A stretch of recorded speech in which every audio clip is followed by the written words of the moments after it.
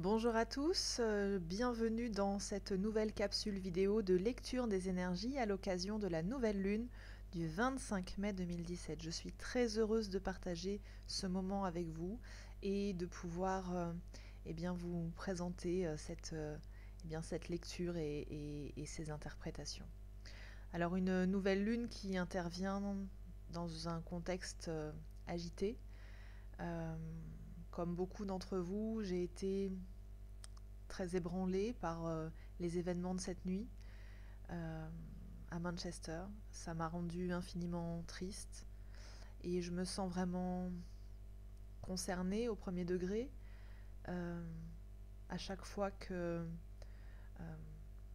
vient toucher à l'humanité, qu'on vient semer des graines de terreur, qu'on vient ôter la vie, qu'on vient ôter la vie à des personnes qui n'ont pas choisi de se battre, à des personnes qui se rendent en famille dans un lieu d'art, de plaisir.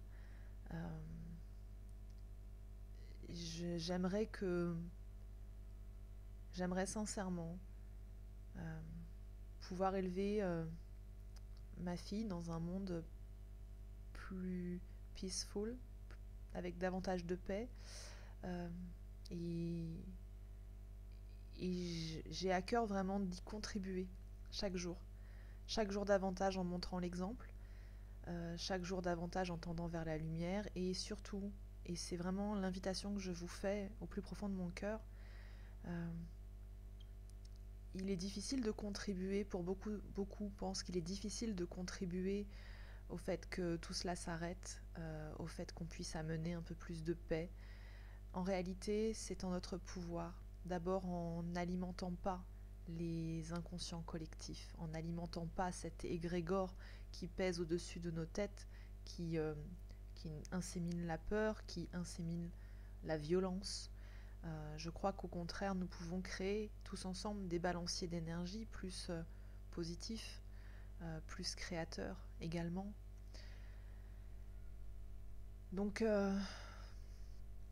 il me paraît important de ne pas inviter la violence à l'intérieur de nous, même si on peut ne pas être d'accord, et évidemment qu'on n'est pas d'accord avec ce qui se passe. Euh, on peut le condamner, même si ça ne sert pas à grand-chose, mais surtout évitons de céder à la peur, évitons de céder à la colère. Euh, et alors je ne vais pas vous demander d'envoyer de l'amour, ceux qui le souhaitent peuvent le faire. Pour ma part, j'ai choisi euh, d'ignorer ça, et je n'en suis simplement pas capable. En tout cas, j'enverrai dans mes prières, dans mes intentions, beaucoup de lumière pour les familles qui ont été fauchées, pour ces âmes aussi qui n'ont sans doute pas vraiment dû comprendre euh, ce qui s'était passé. Donc je pense que les travailleurs de lumière ont aussi du travail à faire au cours des prochains jours pour aider certains passages. Voilà. Je termine avec cette parenthèse. Et il me paraissait quand même important d'en parler. D'abord parce que, étant ébranlée, ça m'était difficile de faire cette vidéo. Ça va un petit peu mieux en le disant. Et puis parce que c'est justement un petit peu la thématique que je souhaitais aborder pour, euh, pour cette lecture des énergies. Avant de vous parler donc de cette nouvelle lune, je vais revenir sur les énergies des derniers jours. On était resté lors de la dernière vidéo sur une énergie très joyeuse, intense, mais assez joyeuse, avec une pleine lune du Vésac qui nous a baignés dans des lumières pleines de peps. Enfin moi pour ma part j'ai eu l'impression pendant plusieurs jours de surfer sur une espèce de vague d'optimisme, de joie intense. Euh, ouais, un peu comme si j'avais fumé la moquette, vous voyez le genre. Et puis, tout d'un coup, blam.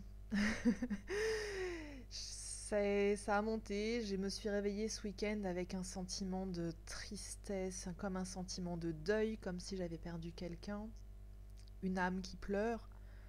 Euh, et puis, j'ai reçu plein de messages, j'ai eu plein de contacts de personnes qui m'ont appelé un peu en me disant: oh là là, mais qu'est-ce qui se passe? c'est dur, c'est dur. Et oui, c'est ça, c'est vraiment dur. Il y a eu cette espèce de sentiment d'abandon, euh, comme si on était tombé d'un train en marche.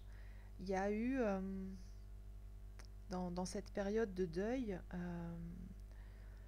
comme des remontées de douleur, de souffrance, des choses qui appartiennent au passé, qu'on pensait avoir résolues, qu'on pensait avoir guéries, et puis qui apparaissent sous un angle nouveau. Ça pousse un petit peu dans un questionnement, de dire mais bon sang, comment je vais faire pour m'extraire de ça? Comment je vais faire pour ne plus souffrir de cette situation?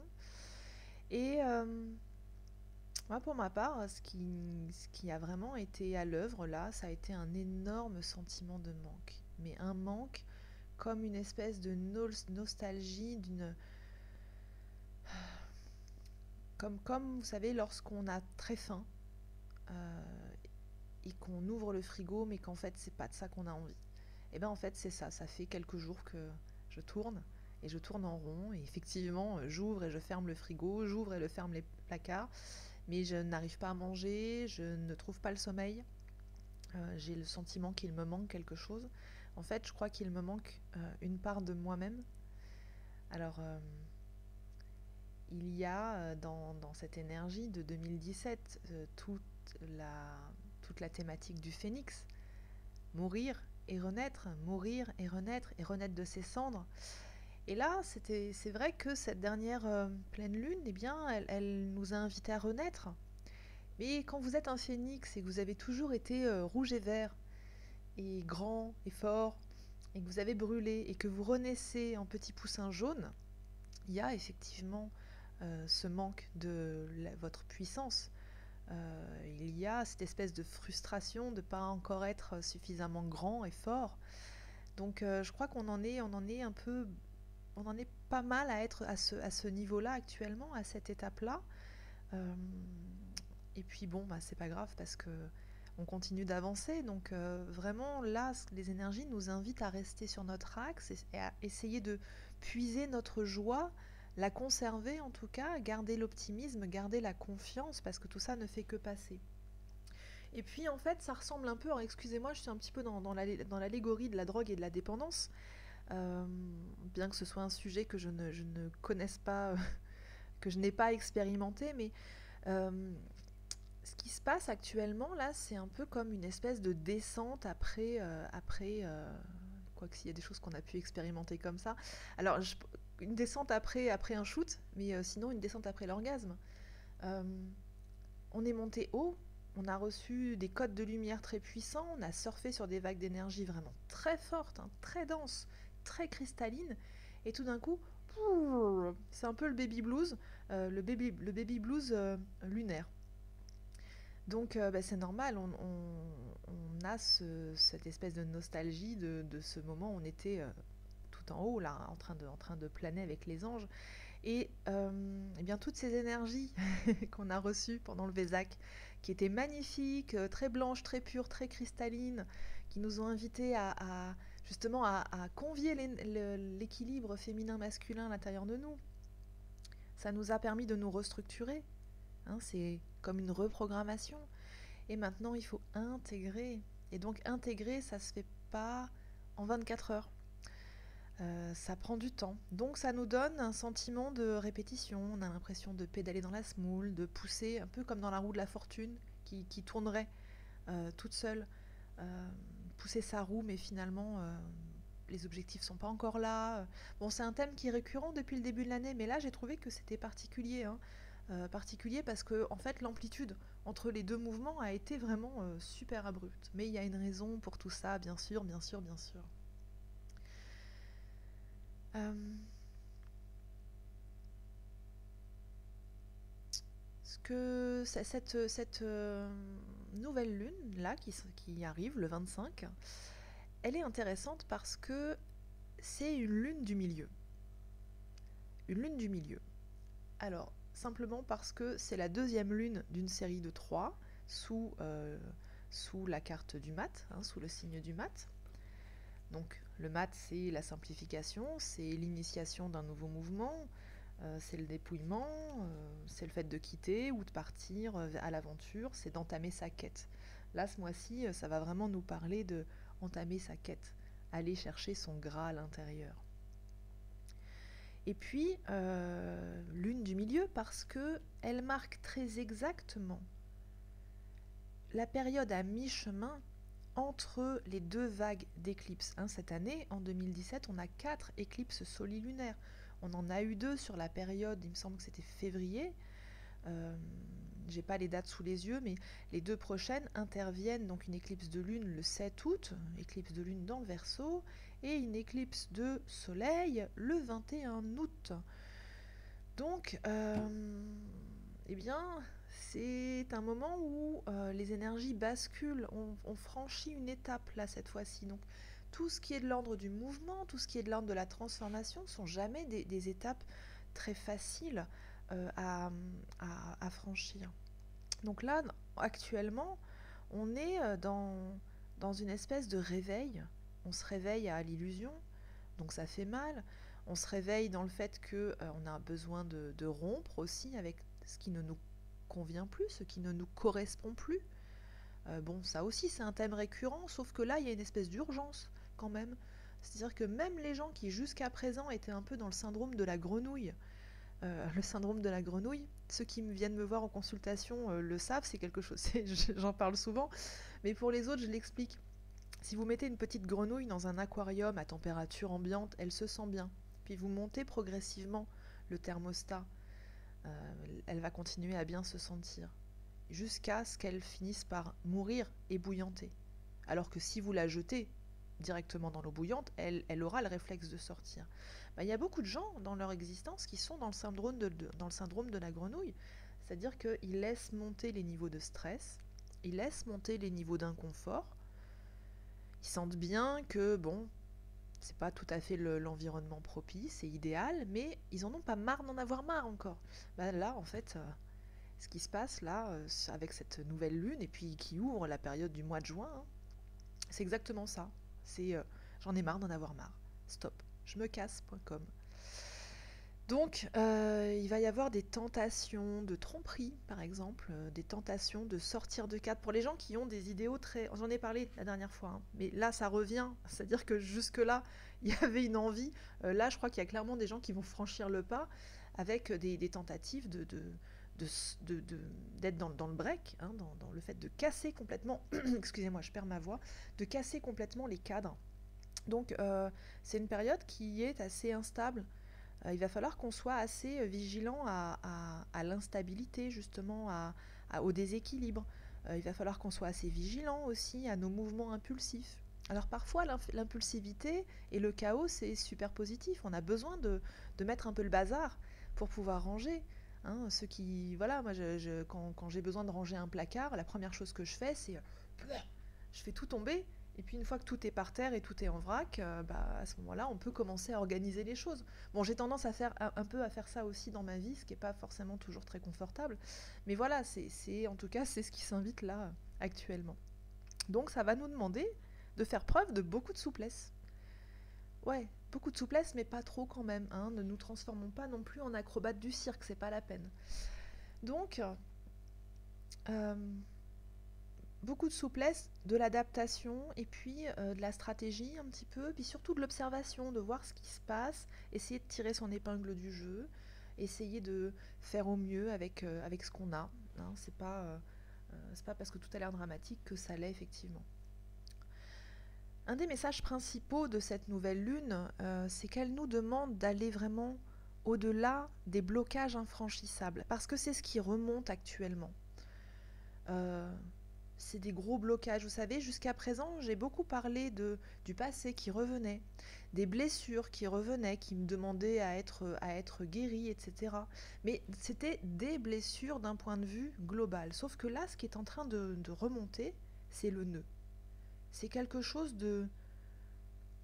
d'important, de majeur, peut-être quelque chose qu'on a déjà travaillé, qu'on a déjà essayé de travailler, mais qu'on n'avait jamais vu sous cet angle-là. Et c'est comme un petit bout de ficelle là qui dépasse du chandail, puis quand on commence à tirer dessus, le chandail se défait et hop, on se retrouve nu dans sa vérité. Mais c'est ça, sauf que on a pour beaucoup l'impression de se heurter à un mur intérieur, avec cette espèce de croyance qu'on va pas y arriver ou que personne ne peut nous aider. Il y a beaucoup de résistance, hein, moi je vis une situation actuellement que je ne vais pas expliquer dans le détail, ça fait partie de ma vie et ça ne vous intéressera pas, mais qui fait des véritables levées de boucliers à l'intérieur de moi. Pourtant, alors ça résonne avec quelque chose que j'ai vécu au passé, pourtant le passé est derrière, on n'a plus les mêmes personnes en présence, mais il y a cette espèce d'attitude tout au fond là qui est en train de dire eh oh, m'emmène pas encore là, c'est bon, on l'a déjà fait ça. Donc voilà, donc l'idée c'est vraiment de se concentrer. Alors pas se concentrer dans le mental, hein, c'est pas ça, je parle de se concentrer, c'est-à-dire s'intérioriser et aller chercher l'équilibre à l'intérieur de soi pour ne pas se laisser bousculer, ne pas se laisser basculer non plus par la tristesse. Euh, c'est une période aussi qui nous demande de nous libérer un peu des peurs, d'aller oser franchir de nouveaux pas, sortir de nos zones de confort et sortir de nos zones d'inconfort également. Donc voilà, et alors c'est vrai que c'est une période qui n'est pas confortable, mais mes petits loulous, il va bien falloir vous y faire, parce que là on est en train de monter en énergie et on va avoir un pic au niveau des éclipses du mois d'août. Alors août, je le dis, j'arrête pas de le dire depuis plusieurs mois, mais je le redis, août, ça va être la fête dans tous les sens du terme. Mais là, il faut bien savoir que de toute façon, ces espèces de pics, pourquoi c'est compliqué? C'est parce qu'on monte, on descend, avec des amplitudes de plus en plus rapprochées, de plus en plus intenses. C'est fatigant, on ne sait plus trop où on en est. Enfin, mais il va falloir s'habituer parce qu'on en a pour jusqu'en 2020. Et oui, en 2020, ça va être aussi une grande année, mais c'est vraiment un basculement. Là, on est vraiment dans l'ère de la transformation. Alors, il y a plein de temporalités. Là, on ouvre une période de 3 mois. Alors, attendez, juin, juillet, août, pardon, 3 mois. Ça nous ouvre également une période de 18 mois, puisque on est sur un mouvement en niveau astrologique, des nœuds lunaires qui changent de position. Et puis sur cette plus longue période qui nous conduit jusqu'en 2020. D'ailleurs, à noter, en 2020, il y aura, si mes souvenirs sont bons, 6 éclipses au total, ce qui est quand même un événement assez rare. Donc voilà, alors à partir du 9 juin, on va souffler un peu, mais en attendant, accrochons-nous au rideau. Qu'est-ce qu'elle nous dit encore, cette lune? Alors on va partir un petit peu du côté des traditions amérindiennes, puisque je le fais à chaque fois, des traditions chamaniques. Donc cette lune du 25 mai, c'est la 6e lune de l'année. La 6e lune, on dit que c'est la lune de la conteuse.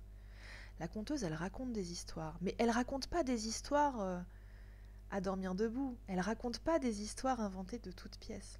Elle raconte son histoire. Elle livre son expérience. Elle livre sa vérité. Elle nous invite, elle nous incite à parler en vérité, à parler à partir de notre cœur, à ne parler que à partir de notre propre expérience sans être dans le jugement de l'expérience des autres. Elle nous invite à être des enseignants qui ne pointent pas l'élève du doigt pour son ignorance. Donc, position basse, humilité, et puis vraiment s'aligner, marcher sa parole, walk the talk. Elle nous parle d'exemplarité, s'aligner par l'exemple, montrer l'exemple, ouvrir la voie. J'en avais parlé à la fin de l'année dernière en disant qu'en 2017, l'exemplarité ne serait plus une option, mais nous sommes de plus en plus invités à ça, à faire entrer la lumière dans toutes les sphères de nos existences. Ça sonne.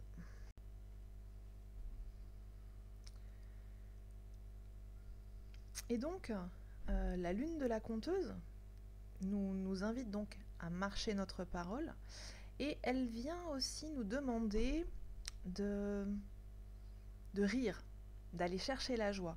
Parce que le rire, ça chasse la peur. Le rire, c'est vraiment le grand pouvoir des sages. Les plus grands sages sont les personnes qui savent rire d'elles-mêmes. Euh, Notamment, lorsque vous marchez sur le chemin de la spiritualité, c'est vrai que souvent, d'ailleurs qu'on s'en rend compte un petit peu quand on visite les lieux de culte, vous savez, les gens, ils marchent comme ça, la tête baissée, ils tirent un peu la tête, puis la spiritualité, c'est sérieux, le rapport à Dieu, c'est sérieux. Mais en fait, non, Dieu est un enfant. Et c'est vraiment dans le rire qu'on accède à la légèreté, c'est dans le rire qu'on accède à l'instant présent, c'est dans le rire qu'on est dans l'amour, dans la gratitude. Et c'est là que vraiment réside la plus grande sagesse, la plus grande spiritualité. Donc le rire, justement, ça va nous amener à trouver cet équilibre euh, entre le sacré et l'irrévérence. Cette envie de bousculer les cadres, de bousculer les codes. Et pourquoi pas? Et pourquoi pas? On dit aussi de cette lune que c'est une lune rouge, et c'est une lune de sang. Donc elle vient nous parler de notre ancrage dans l'amour, elle vient nous parler de notre ancrage dans notre propre matrice, et elle vient nous parler aussi de la féminité, cette fleur de féminité. Euh, donc on rentre décidément dans l'été. Quoi d'autre sur cette lune? Eh bien, cette lune, elle est sous le nombre maître 22, encore, et encore une, voilà. Donc je vous avais parlé du mat, qui est le 22. Donc elle nous invite à nous dépouiller pour avancer dans la lumière. Elle nous invite à voyager léger pour commencer un nouveau cycle, poser des nouvelles bases, des nouvelles structures, de nouvelles fondations.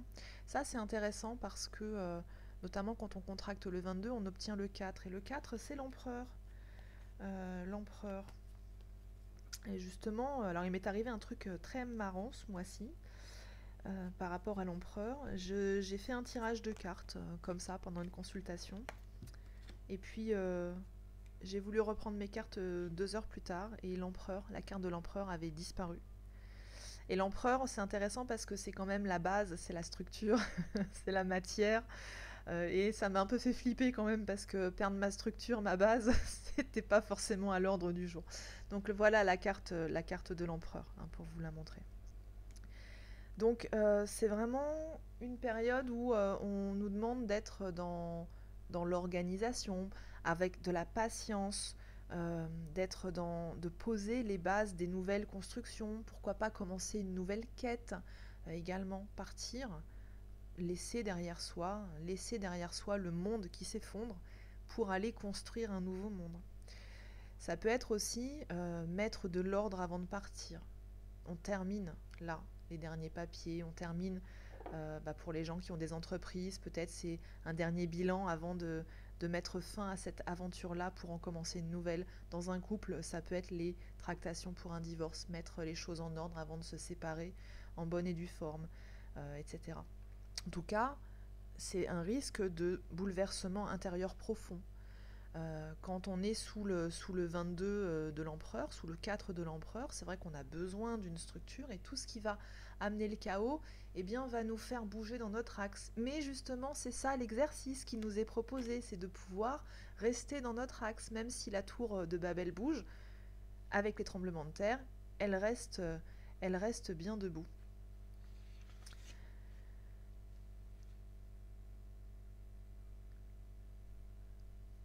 Alors, je voulais vous parler de l'alchimie intérieure, notamment parce que bien 2017, on dit que c'est l'année du creuset en alchimie. Le creuset, c'est cet outil qu'utilisent les alchimistes qui leur permettent de faire les mélanges dans la tanore et de le passer, au feu pour transmuter le plomb en or, entre autres. Donc 2017, c'est ça, c'est le creuset de l'expérience. On est amené à traverser énormément d'expériences différentes pour en sortir le meilleur de nous-mêmes,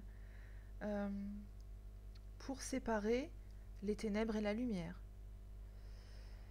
En fait, le travail qui nous est proposé, et particulièrement avec cette nouvelle lune qui est là, dont les énergies sont déjà très puissantes, c'est qu'on est encore une fois invité à sortir de la dualité. La dualité, eh bien, c'est de se sentir séparé. Ça vient de là aussi, cette espèce de nostalgie dont je parlais au début de la vidéo. Quand il nous manque une part de nous-mêmes, en fait, c'est simplement parce qu'on n'accepte peut-être pas de la regarder et de la prendre par la main, cette part de nous-mêmes. Donc voilà, alors pour les flammes jumelles, ça a un sens, hein, ça veut dire que là, il est temps, il est plus que temps de faire sa compensation. Vite, vite, vite, l'univers vous dit vite, vite, vite. Il vous reste 3-4 mois là pour faire la compensation, pour la première vague. Ça devient urgent. Donc c'est sortir de la dualité, ça nous parle aussi de ce qu'on vient de vivre à Manchester, sortir de la dualité, considérer qu'on n'est pas différent ni des victimes ni des terroristes, on est tous de la même souche humaine, on est tous reliés les uns avec les autres et qu'on peut s'influencer les uns avec les autres. Je sais que ça vous choque quand je vous dis ça, mais en réalité, ce qui va nous permettre de sortir de tout ça, c'est de sortir de la dualité, du bien, du mal, du jugement, et de n'être vraiment que dans cette infinie complétude, cette infinie unicité de l'amour. Donc là, on nous demande de faire appel donc à l'unité et puis à la clairvoyance, voir au-delà des apparences toujours. On est toujours dans cette thématique-là, entendre au-delà des sons, dire sa vérité au-delà du mensonge. Hein. Cessons avec les faux selfs, cessons avec les compromis aussi, hein, parce que les compromis, c'est des contrats un peu pourris en fait. La chose que je voulais aborder particulièrement cette fois-ci, c'est que cette date, elle n'est pas anodine. Hein, la date du 25 mai. Qu'est-ce qui se passe le 25 mai? Ok, on est en congé, il va faire super beau, les températures montent, on va aller se mettre les doigts de pied en éventail dans la pelouse, c'est cool. Mais en fait, ouais, il n'y a pas que les températures qui montent. Hein. Le 25 mai, c'est l'ascension. Alors chez les chrétiens, l'ascension, qu'est-ce que c'est? C'est lorsque le Christ est monté au ciel, s'asseoir à la droite du Père. Avant de monter au ciel, il s'est présenté aux apôtres. Donc c'est une période qui intervient 40 jours après la Pâque, après la résurrection, et qui intervient 10 jours avant la Pentecôte. Donc la Pentecôte, c'est l'Esprit Saint qui descend sur les apôtres. Alors c'est intéressant ça.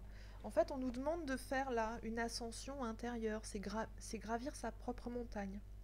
On est dans la fin d'une période d'apprentissage, la fin d'une période de test, en fait, là, on nous demande de relier ce qui est en bas avec ce qui est en haut, relier le monde de nos ténèbres, relier nos parts d'ombre avec notre vision spirituelle et pure du monde, être pleinement debout dans la lumière. Ça m'évoque pleinement, dans l'oracle des harmoniques, la carte de l'arbre. Alors la carte de l'arbre, ça tombe bien puisqu'elle porte le nombre 22, qui est donc le nombre numérologique de cette date. Et l'arbre, alors je l'ai pas sur moi la carte. L'arbre, en fait, on voit qu'il a son tronc vertical, donc les racines dans la terre, et puis les branches bien au ciel, et puis il a aussi des branches bien à l'horizontale, donc il trouve l'équilibre vertical et l'équilibre horizontal. Donc, comme cette ascension, comme un arbre, on nous dit que l'homme se fait Dieu, Jésus se fait Dieu, Yeshua se fait Dieu.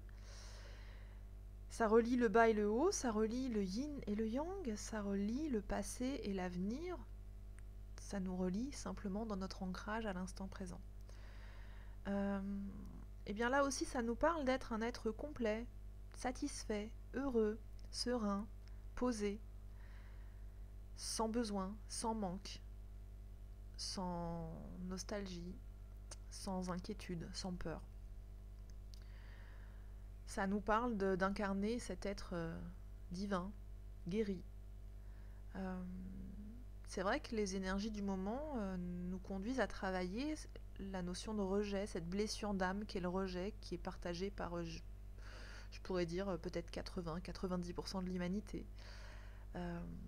C'est le rejet, ça vient de la séparation, ça vient de la séparation avec la source, ça vient de la séparation avec nos matrices, hein, avec nos mères ou nos pères. Et c'est ce qu'on nous appelle à travailler là, arrêter d'être dans le rejet de soi, arrêter d'être dans le rejet des autres, Arrêter de croire qu'on a été abandonné parce que Dieu ne nous a pas abandonnés, la source ne nous a pas abandonnés, nos âmes ont choisi de s'incarner, elles ont choisi de se diviser, etc. Donc là, tout simplement, avec l'ascension, eh bien, nous sommes appelés à nous intérioriser et puis à élever nos consciences parce que nous sommes en train de monter vers un nouveau niveau de conscience. Et à la Pentecôte, dans 10 jours, eh bien, ce sera l'occasion de recevoir un supplément d'âme. Et cette période, elle est super intéressante parce que c'est une période de verticalité. Il faut savoir que la verticalité, c'est ce qui donne sens aux 4 directions du monde. C'est la quintessence, c'est l'intuition aussi.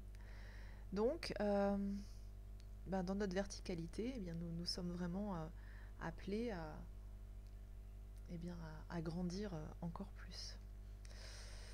Donc voilà, voilà ce que j'avais à vous dire pour ces énergies lunaires. Donc patience, cette période va passer et elle va passer temporairement parce qu'elle va revenir, qu'on est dans un grand couloir de transformation, mais que c'est une transformation qui va nous permettre de devenir des papillons, de donner des ailes à nos incarnations. Concernant les flammes jumelles, il y a quelque chose qui se passe là en ce moment. Je n'ai pas toutes les infos, on ne me permet pas de tout voir non plus, parce que dans un sens c'est pas plus mal, parce que tout savoir n'a pas de sens, ce qui compte c'est le chemin aussi, surtout. En tout cas, ce qui se passe là, c'est que, je vous le disais, il y en a beaucoup là qui sont prêtes.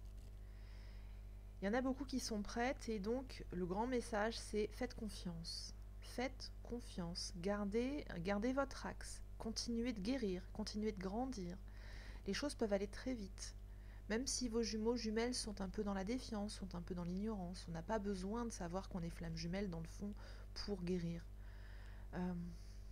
Pour aimer surtout. Il y a un grand mouvement de peur, mais des peurs qui presque ne nous appartiennent pas. Et donc parmi les peurs, elles se traduisent de manière différente selon qu'on est chaser ou selon qu'on est runner.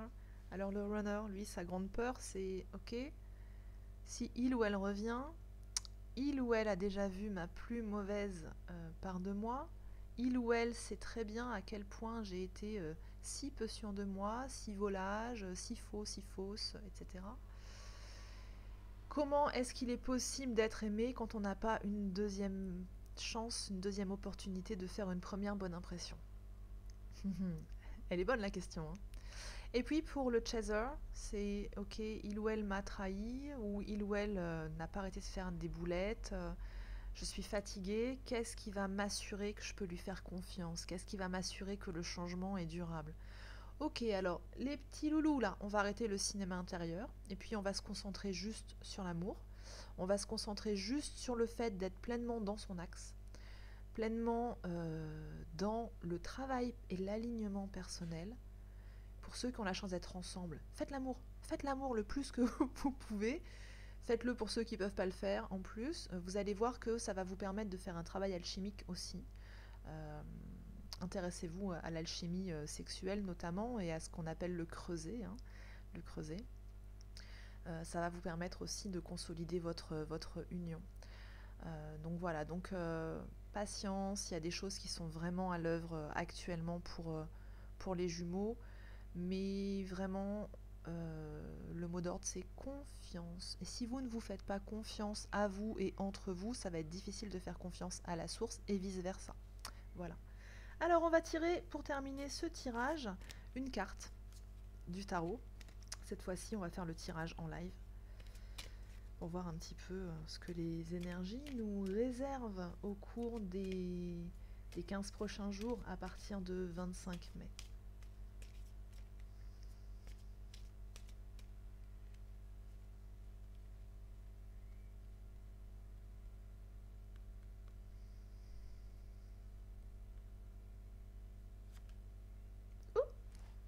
Un petit pendu. Un petit pendu. Bah, ça correspond bien à ce qu'on se disait, qu'il fallait de la patience pour construire. Le pendu nous demande... Ah, mais ça en plus c'est intéressant parce que justement ça me fait penser que je ne vous ai pas parlé de ça. Le pendu nous demande, en tout cas nous indique que nous changeons notre manière de voir les choses, nous changeons de perspective, nous changeons de regard sur le monde. Ça nous indique aussi que le temps est suspendu, qu'il y a une période d'inaction, d'inactivité, peut-être une période de vacances d'ailleurs. En tout cas, ce qui est sûr, c'est que lorsqu'on regarde précisément les énergies du moment, on se rend compte que il y a eu un petit passage d'une bonne semaine avant la pleine lune, avant la nouvelle lune, pardon. Il y a encore une bonne semaine après la nouvelle lune, et ensuite on passe sur les énergies de pleine lune qui vont aussi être assez intéressantes. Alors, si mes souvenirs sont bons, à revérifier, mais on verra ça la prochaine fois, il me semble que cette fois-ci encore, la pleine lune sera sous la maison Dieu. Dans tous les cas, là, le mot d'ordre est à la patience. Euh, à la patience, on était parti tout à l'heure avec l'énergie du Mact, mais là, on a en plus un pendu qui potentiellement peut perdre de l'argent, donc ça nous parle vraiment de s'épurer. Hein. On se dépouille de tout ce qui est superflu. Alors pourquoi je trouvais ça intéressant au niveau du pendu, c'est que là, justement, cette nouvelle lune, elle est en Gémeaux dans l'axe Sagittaire, Gémeaux, dans l'axe Gémeaux-Sagittaire, pardon. Euh, et ça nous demande en fait de... Enfin, c'est pas que ça nous demande, c'est que l'énergie qui est proposée là, c'est qu'on est dans une énergie de subjectivité, d'illusion, dans les mauvais aspects, d'imagination très fertile aussi dans les bons aspects. Mais là, ça nous demande vraiment de sortir de l'illusion, de se regarder honnêtement dans le miroir, mais de regarder aussi honnêtement les autres dans leur propre miroir, de les regarder aussi sans les juger. Hein, voilà.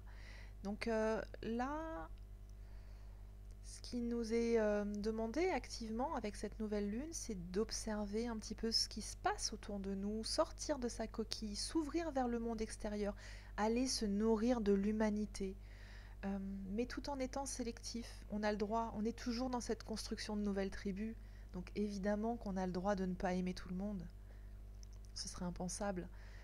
Évidemment qu'on n'est pas obligé d'accepter dans notre vie des gens simplement parce qu'ils nous aiment ou parce qu'ils ont envie d'être avec nous. Si ça ne nous correspond pas, ça ne nous correspond pas. J'insiste un peu là-dessus parce que c'est un sujet qui est assez récurrent. Donc voilà, on va avoir de toute façon cette tendance à être très sélectif. Alors d'un côté, on nous dit oui, d'accord, soyez sélectif parce que c'est juste de se réunir chacun dans la tribu. D'un autre côté, on nous dit attention de ne pas être trop non plus dans le jugement, pas être trop dans la sélectivité parce qu'il ne faut pas oublier qu'on est tous reliés les uns aux autres, qu'il faut considérer les autres comme un autre soi-même, et que lorsqu'on juge et qu'on rejette les autres, c'est en réalité soi-même qu'on rejette. Voilà. Donc c'est toute une période qui va nous donner à réfléchir, qui nous donne déjà à réfléchir de toute façon, puisqu'on est vraiment clairement dedans. Donc voilà. Donc dans tous les cas, eh bien, je vous souhaite, quant à moi, une bonne quinzaine. Je vous donne rendez-vous dans 2 semaines pour les prévisions énergétiques de la pleine lune du 10 juin. Il me semble que c'est le 10 juin. Et puis, eh bien, je vous souhaite un bon pont de l'Ascension pour ceux qui prennent, qui font le pont, qui prennent des jours de congé. Profitez-en pour vous reposer parce que là, avec les nuits blanches qu'on se paye actuellement, on en a plutôt besoin. Donc voilà, désolée pour l'interruption de tout à l'heure. Quand c'est pas le chat, c'est le facteur. Il y a beaucoup de passages par ici. Je vous embrasse en tout cas tous très très fort. Et puis à très bientôt. Take care et namaste.